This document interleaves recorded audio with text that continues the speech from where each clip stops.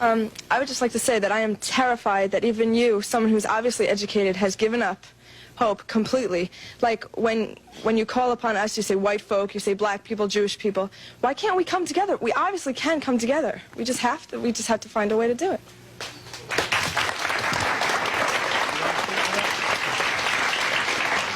The desire is good, but the reality is the total opposite of your desire. And unfortunately, as a young lady, you are not in the position of power to make the decisions to make America work. May I, you know, as an audience of intelligent people, I would like to just take a moment to say to you that I really don't think you fully understand what has happened to these people that you look at as second class or inferior citizens in this nation. Black people who were brought to this country were stripped of their names, language, culture, religion, God, and taken totally away from the history of themselves. Here are 30 million people who don't wear their own names, they wear your names. Who don't speak their own language, they speak English, which is not their language.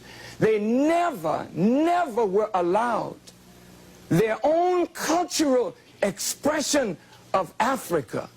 Don't you realize that when you turn a people upside down and inside out, then sell them not for a day, not for a year, but for 300 years, and deny us the human right to know, to read a book, to learn, to understand, and then after 300 years of that, you allow us into the church, but by that time, you've painted Jesus white, God white, the angels white, and then all these black people have been subjected to a form of white supremacy, which produces in the reverse a black inferiority. And this is fulfilling what Jesus said, as a man thinketh, so is he. And as long as our people think the way they think, we will never be able to do what we as a people should do to correct our condition. Excuse me, I was brought up in, quote,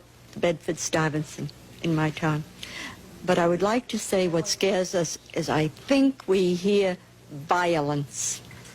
May I respond? Yeah. May I respond, please?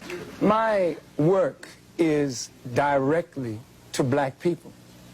I spend 99% of my time dealing with us to help us reform our minds and spirit that we may do for ourselves. However, when you live in a society like this, and we know that in order to effect a solution to a problem between black and white, then there's going to have to be some meaningful dialogue between black and white in order to effect a solution. The young lady said she's afraid of violence. And isn't it sad that we who have been the victims of so much violence, now whites fear violence from us? We do not have a history of killing white people. White people have a history of killing us. See? And what you fear, may I say this, sir?